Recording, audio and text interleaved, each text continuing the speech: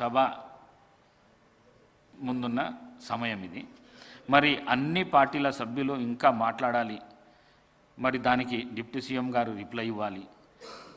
మరి ఇక్కడ మాట్లాడిన ఎగువ సభకు కూడా పంపించాలి, అక్కడ కూడా రిప్లై ఇవ్వాలి. కావున దయచేసి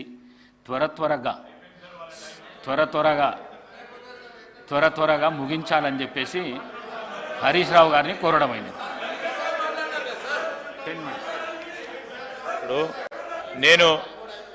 ఇప్పుడు మీరు చెప్పిన సూచన మేరకు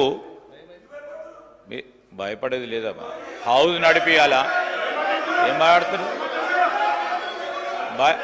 భయపడేది ఉంటే మేము సభను డెమోక్రటిక్గా నడిపియాలనే ఉద్దేశం మా ముఖ్యమంత్రి గారిది, మా ప్రభుత్వాన్ని స్పష్టంగా చెప్తా ఉన్నాం. ఎన్ని గంటలైనా మాట్లాడటానికి మేము సిద్ధంగా ఉన్నాం. కానీ సభా సమయాన్ని దృష్టిలో పెట్టుకొని, ఎందుకంటే వారు కూడా చెప్పారు ఇంతకుముందు, మేము 10 సంవత్సరాలు ఇక్కడ కూడా కూర్చున్నాం మాకు తెలుసని, వారి అనుభవాన్ని కూడా దృష్టిలో పెట్టుకొని వారు ఇప్పటి వరకు గంట సేపు మాట్లాడారు అధ్యక్ష.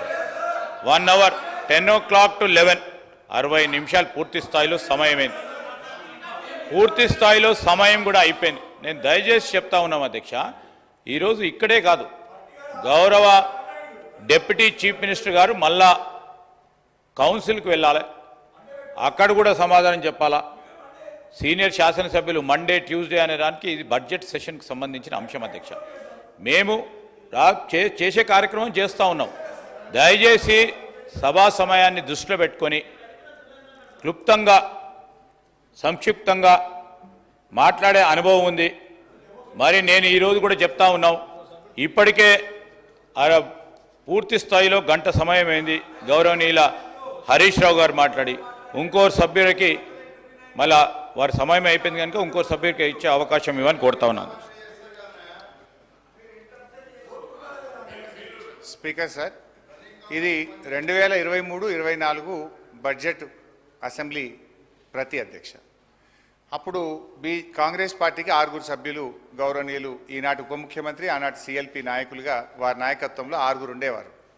వారు ఆ రోజు 11:30కు అధ్యక్ష 11:30కు స్టార్ట్ చేసి 12:30 దాకా గంట సేపు వితౌట్ ఏ సింగిల్ ఇంటరప్షన్, ఒక్క మంత్రి కూడా లేవకుండా నాన్ స్టాప్ 1 అవర్. చదువు బుక్ పంపిస్తా చూడు, రికార్డు ఇది, నేనేం మాట్లాడతాను, చదువుకో బాబు. అమ్మగారికి ఈ బుక్ చూసుకుంటారు. అయితే నేను ఒకటే చెప్తా ఉన్నాను స్పీకర్,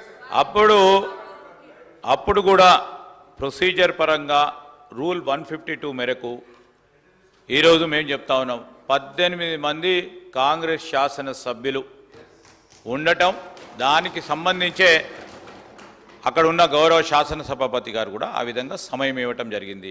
ఇప్పుడు మళ్ళా లెక్కలకు పోతే తప్పు ఒప్పు అన్నీ కూడా అయితే అధ్యక్ష, నేను ఈరోజు చెప్తా ఉన్నాను, దయచేసి సభా సమయాన్ని దృష్టిలో పెట్టుకోమని కోరుతా ఉన్నాం. అంతే. లెక్కలు చాలు చేసింది మీరా నేనా? లెక్కలు చాలు చేసింది మీరు లెక్కలు చెప్తే నేను చెప్పాల్సి వచ్చింది, నేను చేయలే కదా. నేను మాట్లాడటం ఆపి లెక్కలు చెప్పింది మీరు. అధ్యక్ష, దయచేసి నేను కోరేది ఒకటే, బడ్జెట్ కంటే ఈ శాసనసభకు ప్రధానమైంది ఇంకోటి ఉండదు.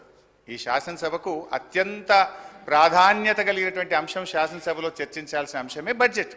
బడ్జెట్కే టైం లేదంటే ఇది ఎక్కడి పద్ధతి అధ్యక్ష? ఒకరు కాదు, ప్రధాన ప్రతిపక్షంలో 2-3 మాట్లాడేటువంటి ఆనవాయితీ ఉంటుంది. సో కైండ్లీ నేను మిమ్మల్ని కూడా లోపలికి వచ్చి కూడా రిక్వెస్ట్ చేసిన, బడ్జెట్ మీద ఎంత చర్చ జరిగితే మీకు ఇంకా 4 ఏళ్ళు మీ ప్రభుత్వానికి అవకాశం ఉంది. మేమేమన్నా తప్పులో ఒప్పులో ఎత్తి చూపితే అందులో న్యాయం ఉంటే మీరు సరి చేసుకుంటే మీకే మంచి పేరు వస్తుంది. బేసిజాలకు పోయి మమ్మల్ని మాట్లాడనీయక మా గొంతు నొక్కితే నష్టం జరిగేది మీకే. So you should take in a sportive manner. మేము చెప్పే దాంట్లో వాస్తవాలు తీసుకొని సరి చేసుకుంటే మీకే మంచి పేరు వస్తుంది. లేదు మీరు చెయ్యరనుకో, ప్రజల్లో మీకు చెడ్డ పేరు వస్తుంది. మా గొంతు ఈడ నొక్కుతారేమో కానీ ప్రజల గొంతు అయితే నొక్కలేరు కదా, ప్రజాక్షేత్రంలోనైతే మా గొంతు నొక్కలేరు కదా. So please try to give me at least ఇంకొక 1.5 గంటల సేపు ఇవ్వాలి అధ్యక్ష. I need 2.5 hours. ఇప్పుడు మొదటి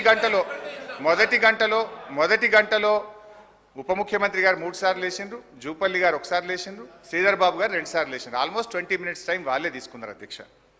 ఇకపోతే అధ్యక్ష 2.5 hours ఏంటి సార్? అరే సార్ 1 అవర్లో సంక్షిప్తంగా చెప్పదలుచుకునేది వారికి కూడా తెలుసు అధ్యక్ష. ఆల్రెడీ 1 అవర్ అయిపోయింది, ఇంకా 2.5 అవర్స్ అంటే అధ్యక్ష. శ్రీధర్ బాబు గారు 1 అవర్లో 20 నిమిషాలు మీరే మధ్యలో ఇంటరప్ట్ చేసి చేయకపోతే ఈ పాటికి నాకు 20 నిమిషాలు సేవ్ అవుతుండే కదా సార్. స్పీకర్ సార్ నేను I don't want waste my time sir.